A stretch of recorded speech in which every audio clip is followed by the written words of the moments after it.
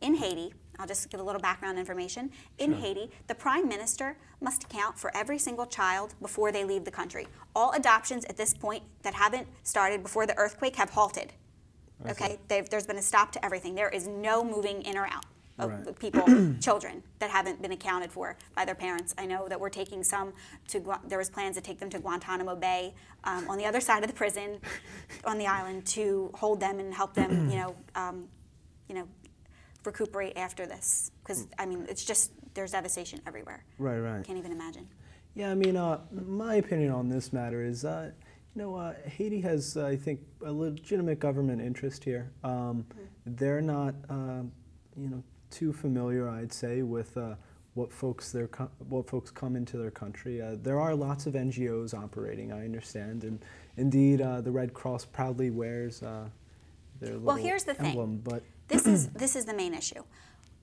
I think for every person that goes into a country like this, there's only so many planes, aid planes, filled with doctors, nurses, surgeons, people that can actually help. Right. To get a spot on one of those planes is incredibly difficult.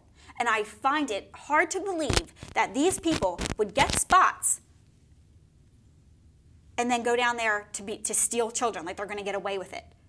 You know, knowing that Haiti has all these sanctions and the government interest in protecting their children from being trafficked to begin with. Right.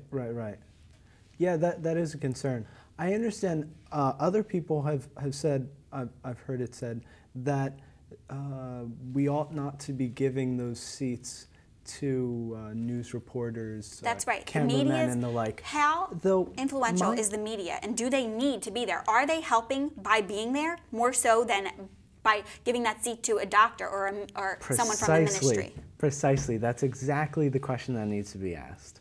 Well, I think yes, absolutely. The media needs to be there. Yeah, my suspicion is that yes, the media ought to be there, because if an American person, upon waking up, puts on the television and they start watching the news. That's right. And you see Anderson Cooper, who had taken one of those seats on the plane, you know, saving a child, say, as he did, Anderson Cooper.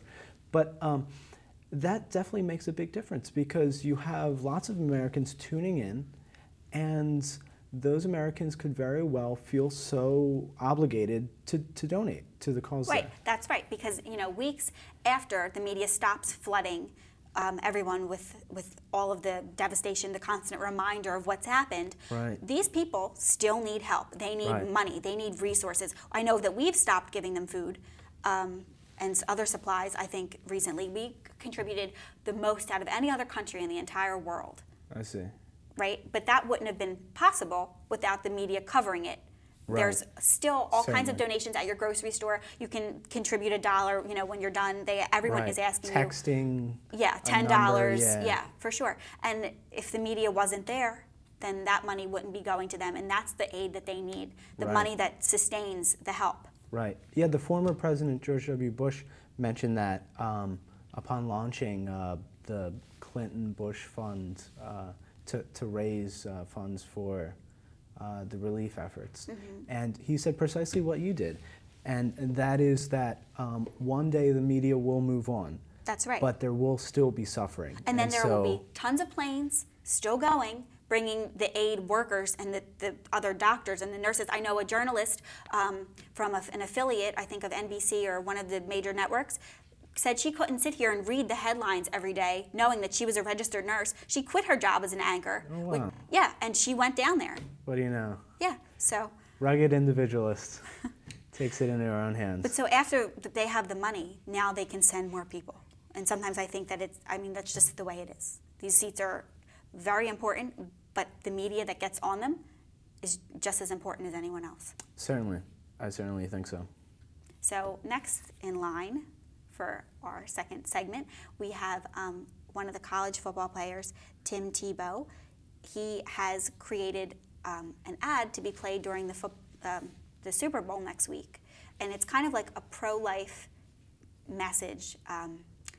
And there's a lot of discussion about it should not be allowed to be played or aired during CBS's football game. That's the network that's carrying it. Okay. Because it's pro-life, essentially. Really? Yeah, and they're going to be sued if the ad doesn't say his mother. This is a summary. Only a handful of people have actually seen the ad, so we don't have it to play for anyone at home. But his mother was suggested by her doctor while she was visiting the Philippines to have an abortion in 1987. She did not do it. They've been illegal since the 1930s in the Philippines. I see. Clearly, she's an American citizen. She could have flown home to have it done. Right. She didn't do it, and look at the superstar son she has. Right. So that's the idea behind it. And I believe the doctors even told her that, you know, this child might have some issues, I think.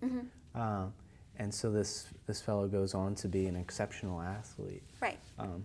It's So I a don't know. heartwarming story, I will add.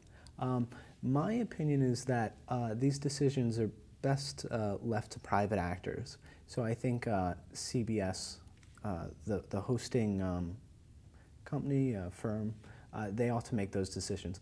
Though, Well, they've never allowed an ad like this before. This is why everyone's like raising hoopla, because major divisive issues in our political issues in our country have never made it into a Super Bowl ad slot before. And everybody watches those ads, you know? So the idea is, why is this pro-life message getting across, and there hasn't been, like the I guess, pro-choice people are saying that why didn't we get the opportunity? Oh, That's the basic issue. No one's really seen the ad yet, and I just can't believe how much people are talking about it. Yeah, how much drama. Yeah. Well, do you think it's going to get played? Final decision. No, I don't think so. I think CBS will back off. I think that's smart. Too controversial. Yeah.